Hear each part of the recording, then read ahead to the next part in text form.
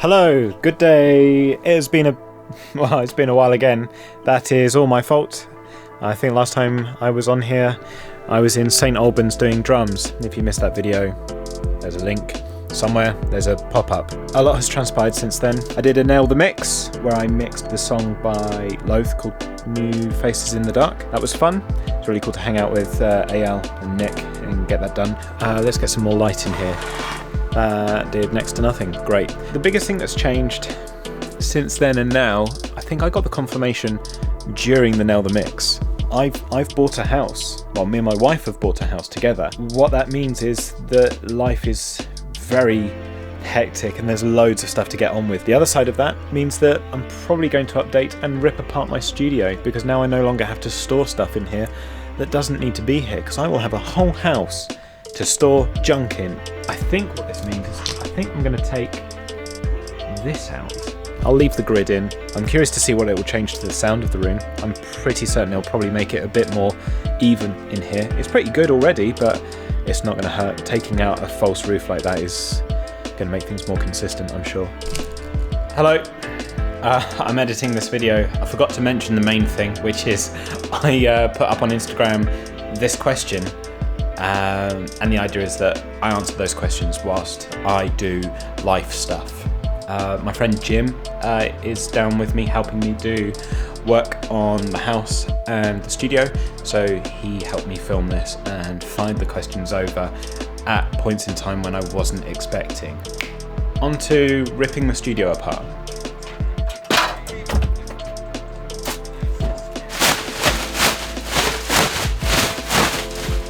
Sorry, did I disturb you? Chinagog asks, how do you go about treating your studio?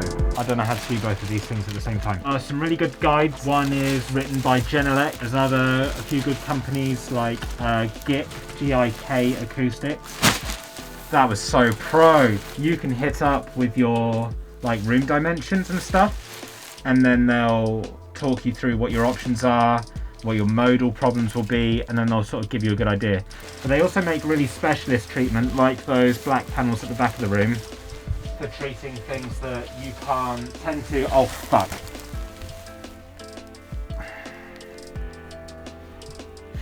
You okay, George? It's in my eye. Hey, George. No, can we just do it whilst I'm up there? No, George, we can do one now. JW Audio asks, What treatment do you use? Do you use SonarWorks 2? I built the majority of the treatment in here, so I use rock wool, and then apart from these panels are from GIK Acoustics. And yeah, I do use SonarWorks because it makes it better. Yeah.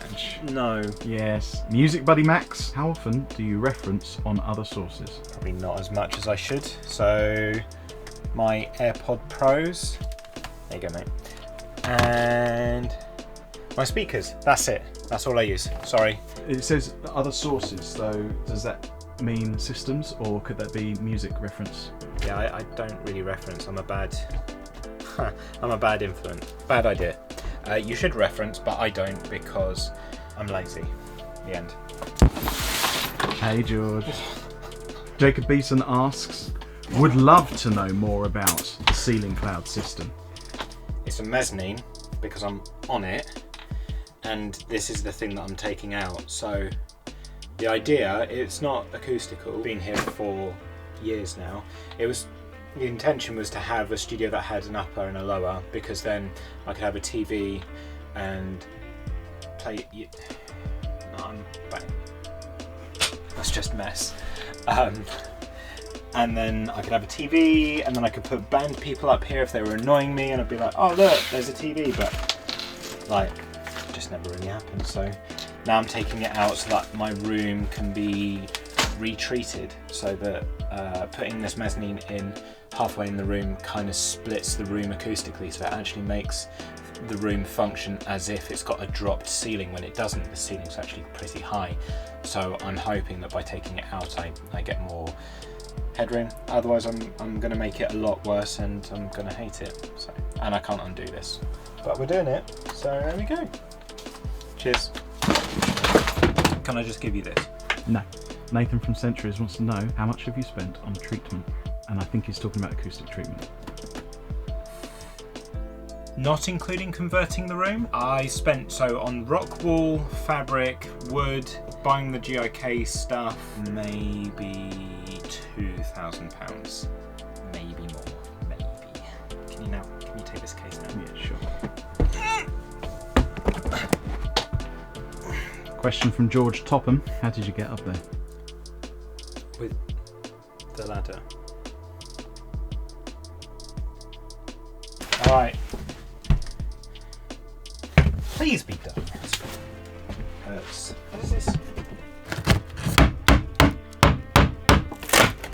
Oh, fucking hell. Hey George. Ash Green asks, Yeah. where do you keep the biscuits? Well, I don't, because I keep eating them, and then I go and get more, and then I eat them. I can't have biscuits. I don't keep them. They just go in my mouth. In and around your mouth. Yeah. Please. Please. Hey George. Hey George, stop what you're doing, George. Please. No. It's not going to explode, is it? Okay. Kian Morgan asks, is there any particular reason as to why the brick is left untreated? Yes. Is there a sound reason? No. The particular reason is I'm lazy and I thought it looked nice. However, since getting into video, I've realised that brick, really bad idea. Why is it a bad idea, George? It's almost exactly the same colour as my skin tone on camera. You gonna help? You've done nothing but ask me questions. George. Yes. Joel Medeiros asks, Joel. Joel Medeiros, sorry. What were the problems with your room and how did you treat them? So, first time around when I treated the room, oh, this is hard. All the what? First time around, I wasn't really paying attention. I just followed one of the guides that I found online, treating all the core spots in my room.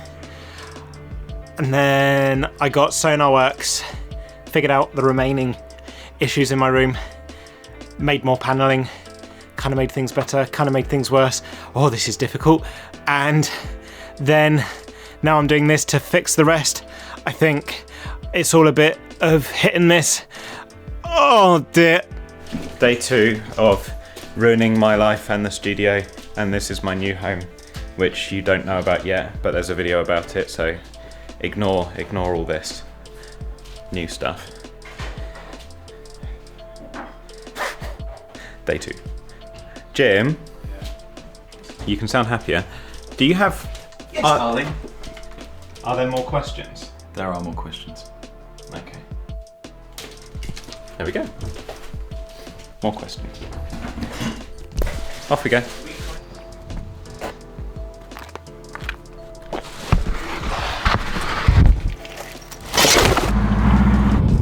George.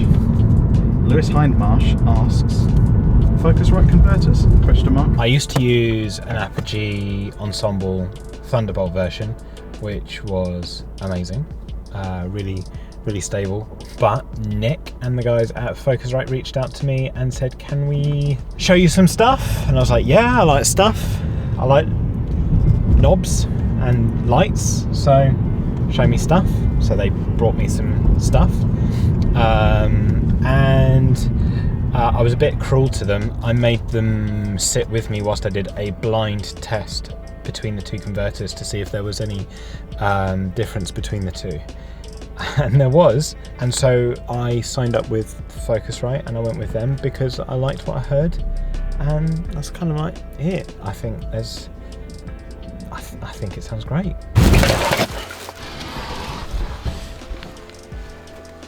What? Not with that, George. George, turn the shit off. Yes. Okay. Oh, right. Ike the Cake asks, what signal path do you use for recording guitar DIs? Any tips? Any tips? Okay, so I use a Rupert Neve designed DI box. No particular reason, I think it sounds really good, like really neutral, doesn't colour the sound from what I can tell when I go between that DI and directly plugging into the amp, which is the ideal. Tips for DIs: when setting the gain for tracking guitars, make the loudest sound that you can with the guitar and set your gain input based upon the loudest sound, and have that loudest sound peaking at -6.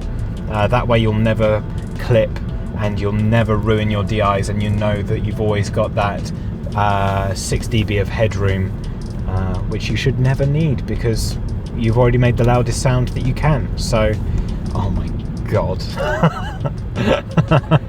Big fuck me. There we go. Almost died.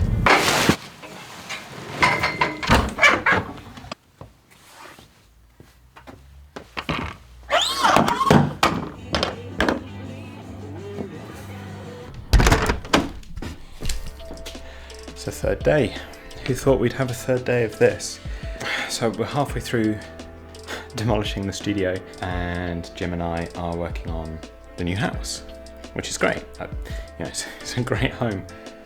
We found more stuff to do here, which means that I have to hit pause on resolving the studio and fixing it, because I have to fix this with him, because otherwise it could cause quite a lot of damage to the building. I hope you enjoyed the questions that were asked.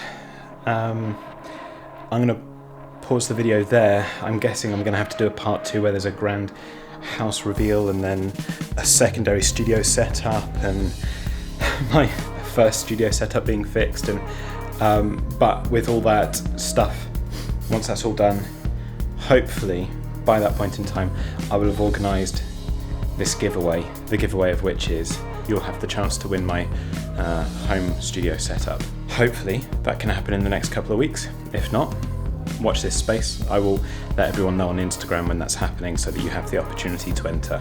Thank you for submitting your questions, to everyone on Instagram that did that. That's wicked. Please don't forget to subscribe and comment.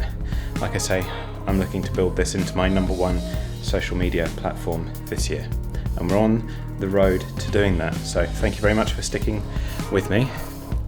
Until next time, do not be a dick, and don't buy a house unless you intend to really, really understand what you're getting yourself in for. I'm discovering that now. So take care, stay safe, and until next time, goodbye.